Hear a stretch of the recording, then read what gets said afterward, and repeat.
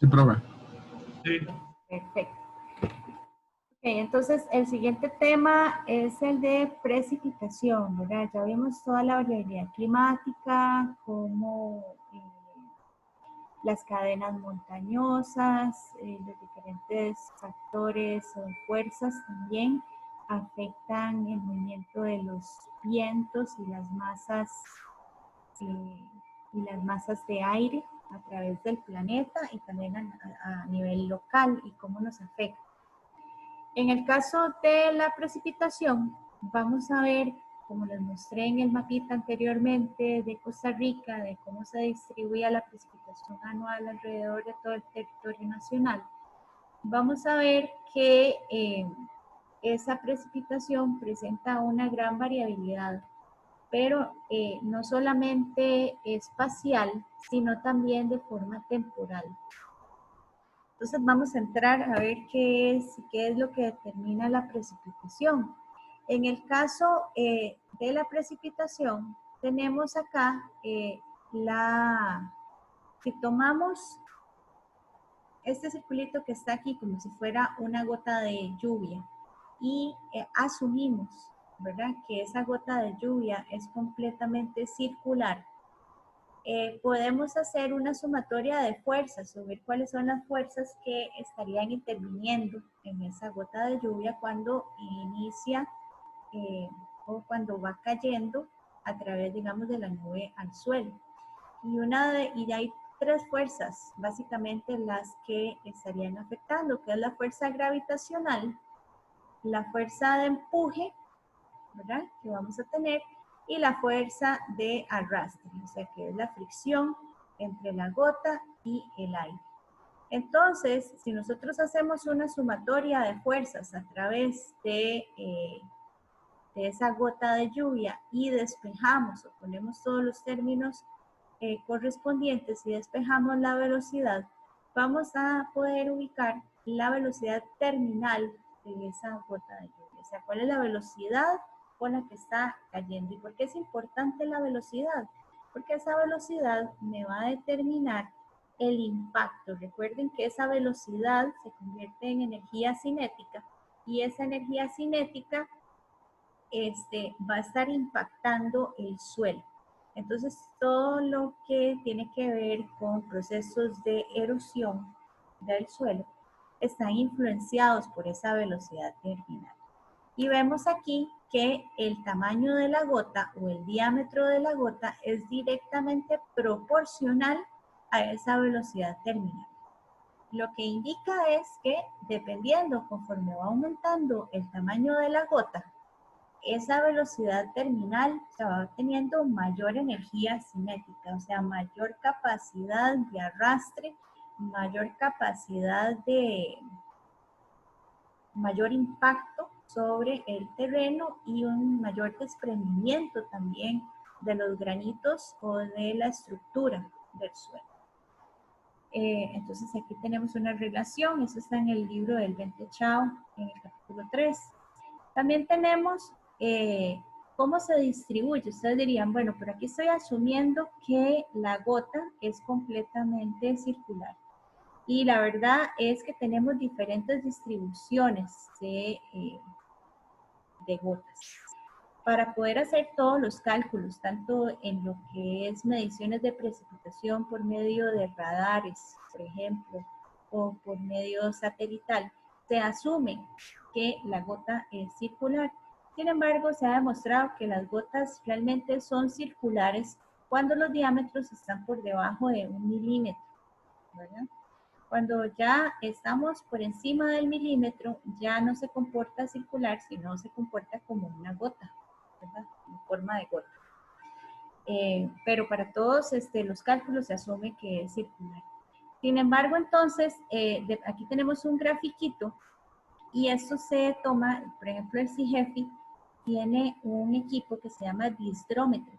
Y el diesdrómetro lo que, mediante una medición, tiene 2 placas y él puede ver cuáles son todas las gotas que pasan a través de todas sus placas, y medir lo que es el área de la gota la forma de la gota y la velocidad a la cual va esa gota.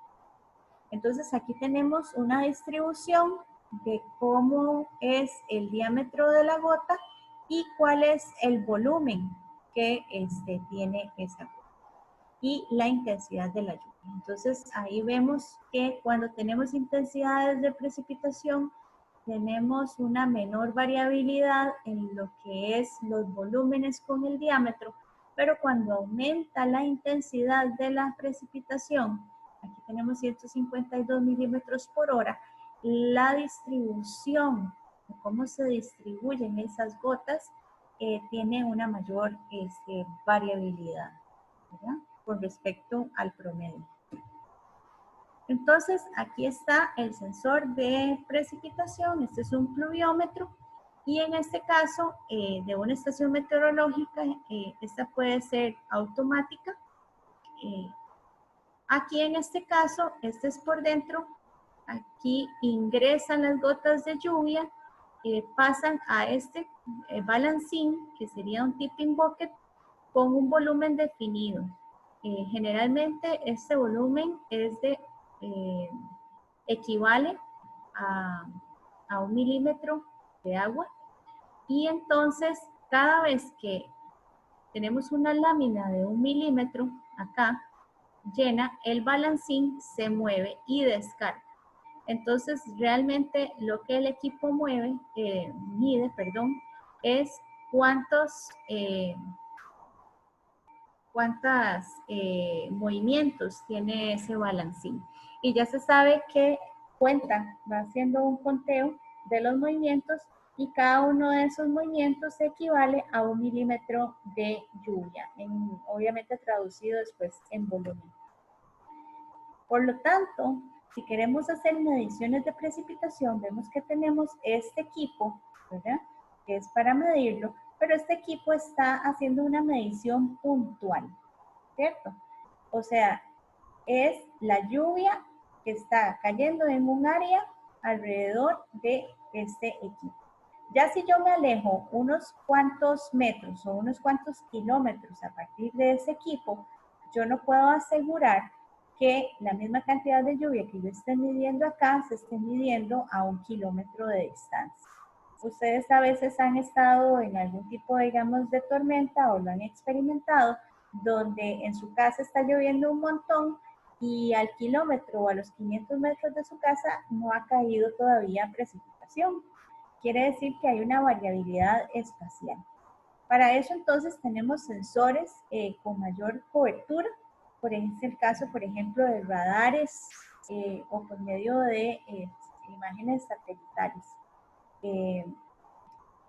Un ejemplo de medición satelital, hay un algoritmo que se llama gyroestimador, que inclusive puede transformar las imágenes satelitales, aplicarle el algoritmo y tener una variabilidad espacial de lluvia, por ejemplo, de 4 kilómetros de resolución, que es bastante importante.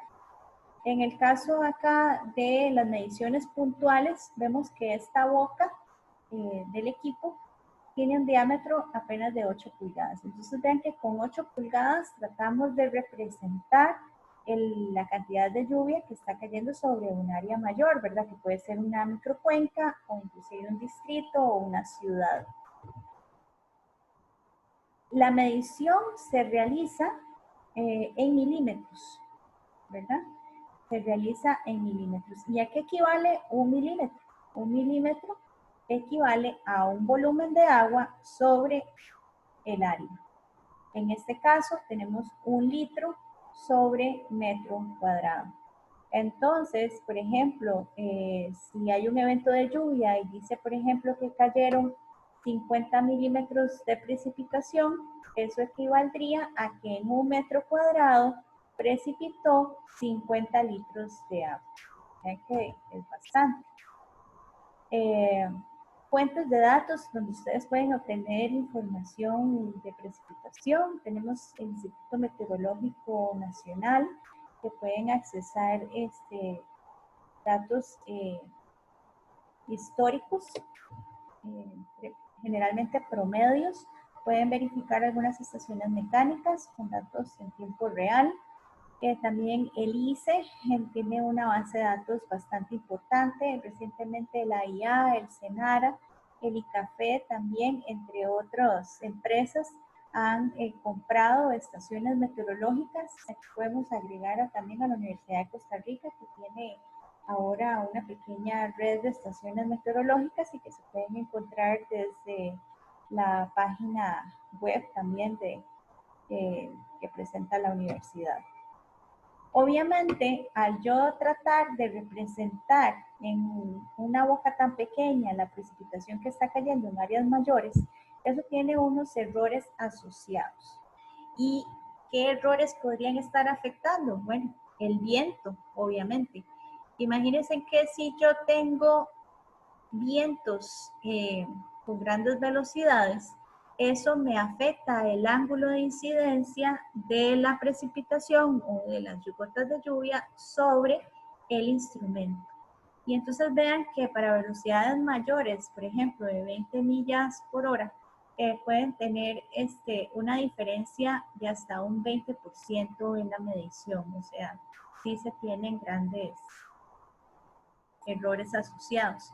También, por ejemplo, otro de los errores que puede tener el instrumento es que tengamos salpiqueo de las gotas, ¿verdad? Donde cae el instrumento, especialmente cuando son gotas de mayor diámetro, pues entonces salpican más.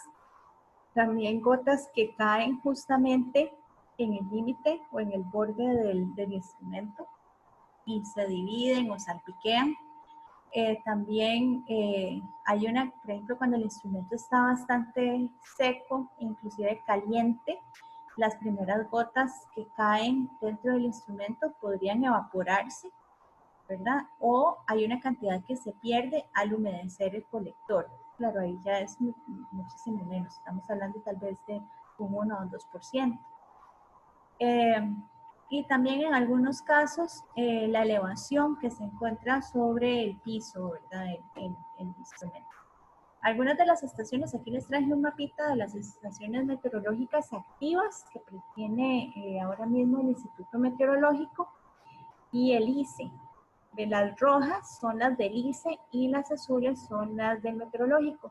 Vemos, por ejemplo, que las del ICE están localizadas más en las áreas montañosas de Costa Rica. ¿Y esto por qué? Porque recordemos que el Instituto Costarricense de Electricidad está más enfocado en ¿qué? En la generación hidroeléctrica.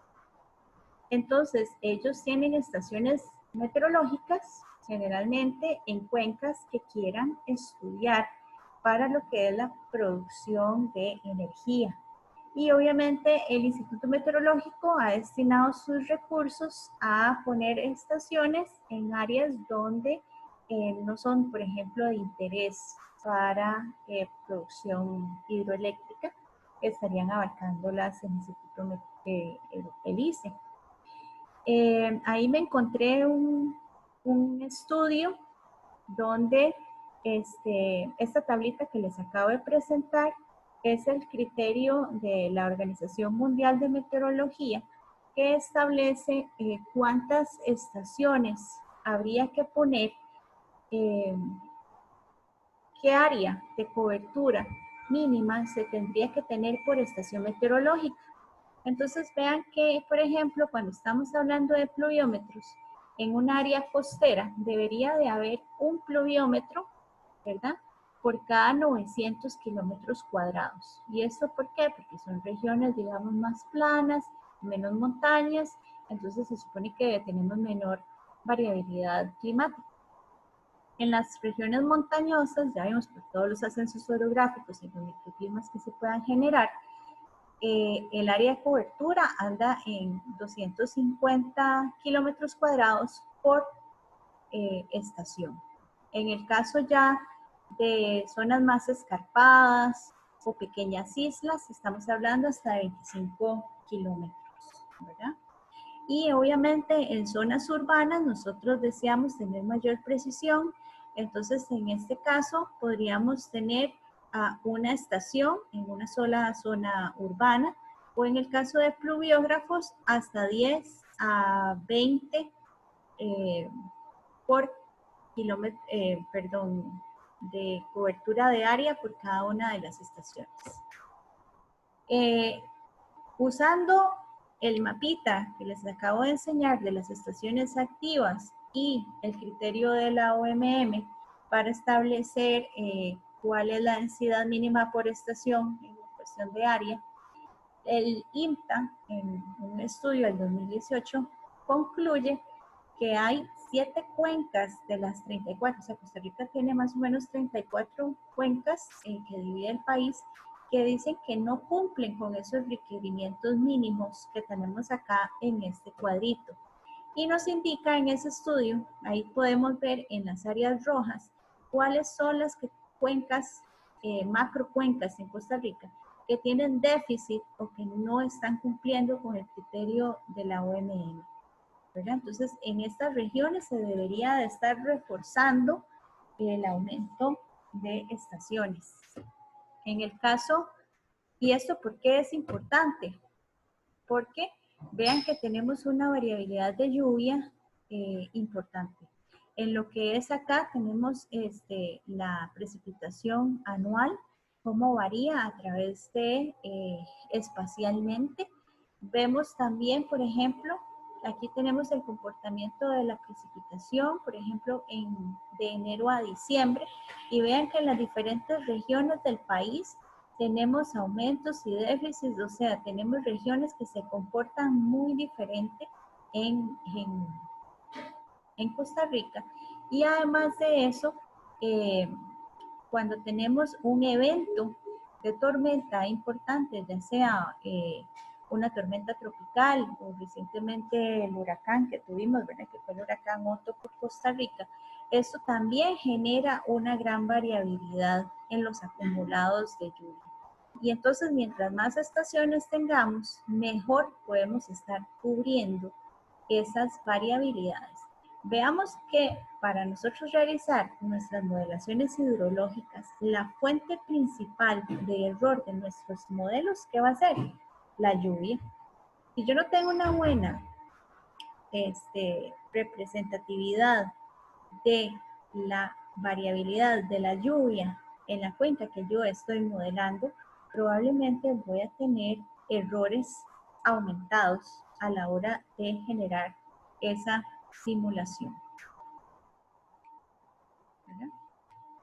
En el caso, entonces, de que yo quiera ver, aparte, digamos, de tener mis estaciones meteorológicas, que estarían midiendo de forma puntual la precipitación, yo también puedo tener sensores y puedo obtener la información de lluvia por medio de sensores satelitales. Tenemos los sensores pasivos, que básicamente estos sensores pasivos lo que hacen es detectar la energía radiante reflejada o emitida por los diferentes objetos, y en el caso específico de la precipitación sería de las nubes. Y a partir de esta energía radiante que está emitiendo la nube, hacemos algoritmos de correlación entre esa energía radiante y la intensidad o la cantidad de precipitación que podría estar generando. Al ser un método indirecto, ¿yo qué necesito? Necesito correlacionarlo con una medición puntual en el sitio para ver qué también se está aproximando mi algoritmo o qué ajustes tengo que hacerle al algoritmo o a los valores que estoy obteniendo de imágenes satelitales para calibrarlo, por decirlo así, o relacionarlo con los datos medidos en campo. En el caso del sensor activo, vean que el sensor pasivo sencillamente está sensando o midiendo la energía que se refleja. En el caso del sensor activo, más bien esos sensores emiten rayos de radiación, que puede ser de energía electromagnética o de algún tipo de radiación, ya sea microondas, láser o lo que sea. En ese caso, ellos emiten esa radiación choca contra el objeto, que en este caso serían gotas de lluvia, y se refleja o es retrodifundida al sensor activo. Y lo que está midiendo es esa retroalimentación que está recibiendo de las gotas de lluvia o de las nubes. Ejemplos de esto, tenemos por ejemplo lo que son sensores con radar o con LiDAR, que es con láser. Esta es una imagen de la Florida y ahí tienen un radar meteorológico y él cada 5 minutos o cada 6 minutos está aquí dando vueltas y está obteniendo una imagen de esta, donde tenemos una imagen raster, donde cada uno de esos píxeles que representa la intensidad o la cantidad de lluvia que está cayendo en ese momento determinado, obteniendo entonces una distribución espacial y sensando en todo sitio qué es lo que está pasando con las precipitaciones. En el caso de cómo yo entonces represento esa precipitación, hay dos gráficos que son sumamente importantes y es el gráfico que me representa, que es el hietograma, que es este primero que tenemos acá. En el caso del hietograma, es un cambio de la precipitación con respecto al tiempo. Y yo puedo graficar, siempre va a ir aquí el tiempo, y en este caso yo puedo representar en el eje Y la precipitación incremental, o puedo también representar la intensidad de lluvia. A los dos gráficos se les llama hietograma. O también yo puedo tener una curva de masa de precipitación. En este caso, acumulo esta precipitación incremental en el tiempo y obtengo la precipitación acumulada o la curva de masa de precipitación. Recordemos igual que generalmente estamos trabajando en milímetros, que es en lámina, lo cual equivale a 1 litro de agua por metro cuadrado. La intensidad de precipitación se calcula a través de la precipitación incremental en un periodo de tiempos, o sea, la cantidad de lluvia que se dio de tiempo X a tiempo X entre ese tiempo total, ¿verdad? Entre ese intervalo de tiempo. Y con eso yo tengo ya lo que es la intensidad, que sería en milímetros por hora. Pero también puedo tener, no sé, milímetros por segundo, milímetros por minuto, pero generalmente se representa en milímetros por hora. Es como la convención, lo convencional. En este caso, tenemos una representación de la precipitación en el tiempo. Aquí tenemos un ejemplo. Vean que acá tenemos el tiempo que va transcurriendo y tenemos una precipitación. Vemos que la precipitación en ningún momento disminuye, sino que va aumentando, aumentando, aumentando. Entonces aquí yo tendría la precipitación ¿qué? Acumulada, ¿cierto? Entonces, si yo quisiera graficar ahora mismo esto, lo podría hacer y tendría la precipitación acumulada. Pero si yo quisiera conocer el hietograma de esas mediciones o la precipitación incremental, tendría que ir calculando en cada uno de esos tiempos la diferencia entre estos dos, ¿cierto? Y ir calculando esas diferencias y tenerlas establecidas en el tiempo, ¿verdad? Y con eso, entonces, yo podría, vamos a ver aquí, calcular el hietograma de lámina. Entonces, vean que aquí tenemos acumulado y lámina. Y es muy fácil. Yo me doy cuenta si esto está en forma incremental o está en forma acumulada, porque si yo noto aquí que la precipitación siempre, siempre, siempre va aumentando, nunca disminuye, quiere decir que está de forma incremental, acumulada, perdón. Si tengo variabilidad, o sea, aumento, bajo, subo, bajo, quiere decir que tengo incremental. Entonces, lo que correspondería sería a calcular esa precipitación incremental, realizando esas diferencias.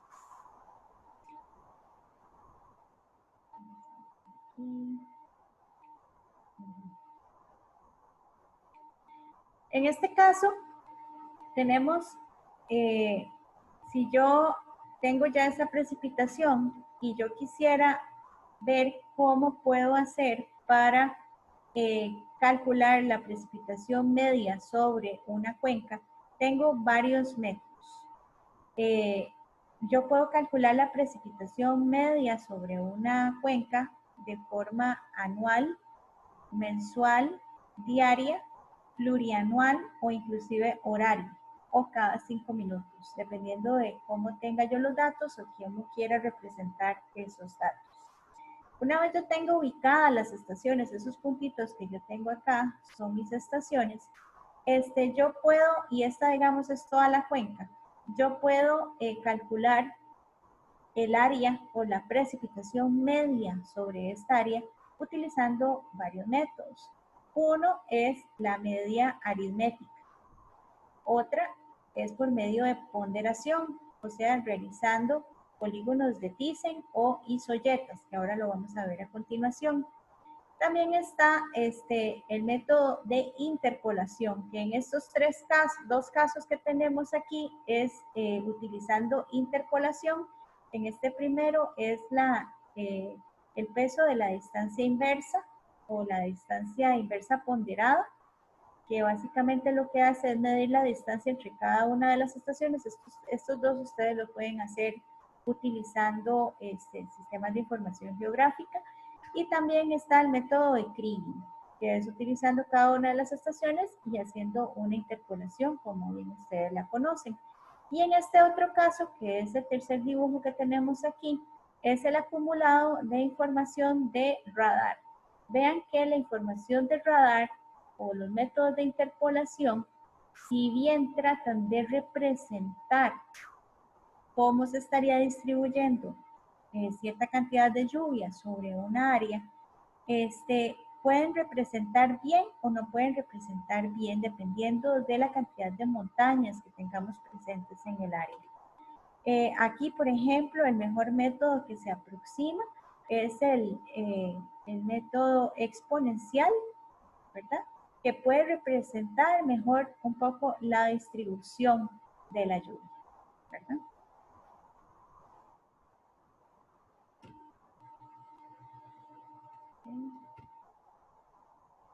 Para calcular el promedio de lluvia sobre una superficie, como les estaba mencionando anteriormente, tenemos la media aritmética.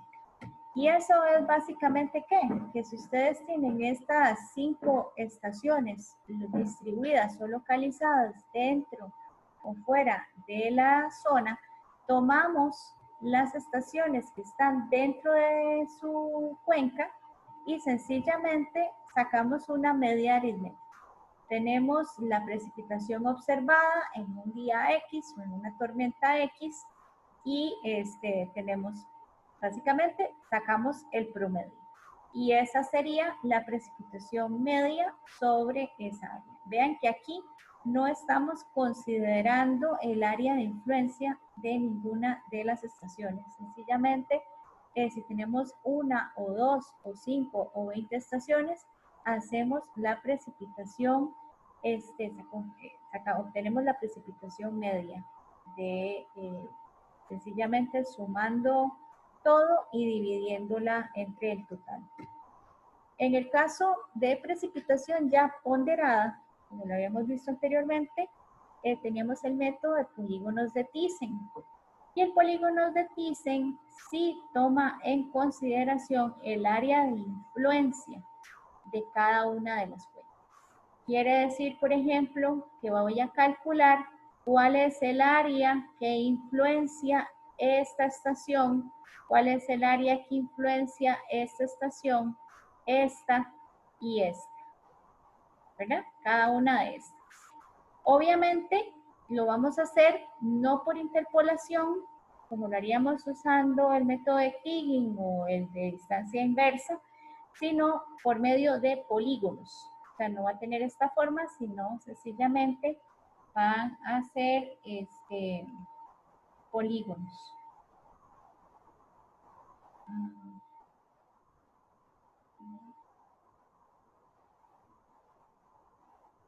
De esta forma, utilizamos esta ecuación donde la precipitación ponderada de la subcuenca va a ser la sumatoria de cada una de las áreas de influencia de la estación por la precipitación de la estación, las sumo todas y las divido entre el área total de la cuenca.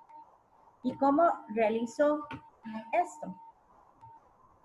Básicamente, tomo las dos estaciones, trazo una línea uniendo cada una de las dos estaciones y mido esa distancia. Y establezco el punto medio de esa línea. Posteriormente, trazo una mediatriz, o sea, perpendicular a la línea que acabo de agregar a la mitad de la distancia y tiro esa línea perpendicular y la extiendo. Posteriormente, voy uniendo otras dos estaciones, obtengo la mediatriz. Aquí la tenemos, la mediatriz, justamente a la mitad de la línea y de forma perpendicular trazo otra línea. Posteriormente, uno otras dos estaciones, en este caso la estación 2 con la estación 4, trazo la mediatriz o ubico donde se ubica el punto para obtener la mediatriz y tiro una línea perpendicular. ¿Hasta dónde? Hasta conectar o intersectar. No me puedo pasar. Tengo que intersectar la línea que tenía anteriormente. Lo mismo acá. La extiendo hasta conectar o intersectar la línea que había establecido entre P3 y P4. Continúo. Uno los dos puntos, P2 con P3, obtengo la mediatriz y establezco la línea de división perpendicular y la extiendo hasta el borde de la cuenca y hasta la intersección o cuando toco cualquiera de las otras dos líneas. Me falta P1, P2, establezco la mediatriz y extiendo la línea. Continúo con P5 y P4, establezco la mediatriz y extiendo la línea hasta cortar con el borde o tocar cualquiera otra de las líneas rojas que tengo ahí. Y de esa forma ya tendría establecido los polígonos de cada una de las áreas. Una vez que yo tenga esto, calculo esta área. Calculo el área para P5, calculo el área para P2, para P4 y para P3 y el área de influencia ¿de quién? De P1. Una vez yo establezca o tenga cada una de esas áreas de influencia, ahí están, las calculo, tengo la lluvia de P1, de P2 hasta P5, el área equivalente a ese polígono que se conformó ahí, ¿verdad? El área equivalente y posteriormente realizo la ponderación. Y esa ponderación, ¿cómo la voy a hacer? Multiplicando la lluvia por el área, ¿verdad? Las multiplico. Y entonces establezco esta, ¿verdad? Que básicamente es este producto que tenemos acá. Lo sumo y lo divido entre el área total.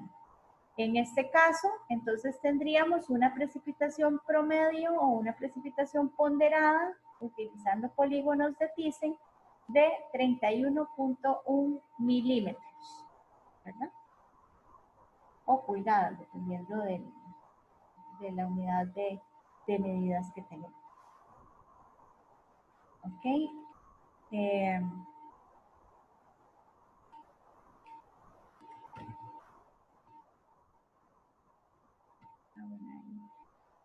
Quería mostrarles, por ejemplo, en el caso, ¿por qué no hice P1 y P5? Porque al unir P1 y P5 y sacar o obtener la mediatriz, resulta que esa mediatriz está fuera de mi cuenca. Vean que si yo extiendo la línea, la división estaría fuera del área de la curva. Por eso aquí, digamos, en este cálculo no se establece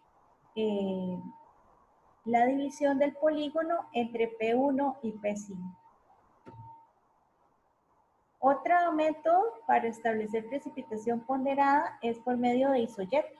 En el caso de las isoyetas, lo mismo, establecemos una isoyeta o un cálculo de, establecemos una línea de igual precipitación, que es lo que llamamos isoyetas, y generamos estas líneas. Se calcula el área que tenemos entre cada una de estas líneas, ¿verdad? Que sería el área que tenemos acá, y hacemos exactamente el mismo procedimiento.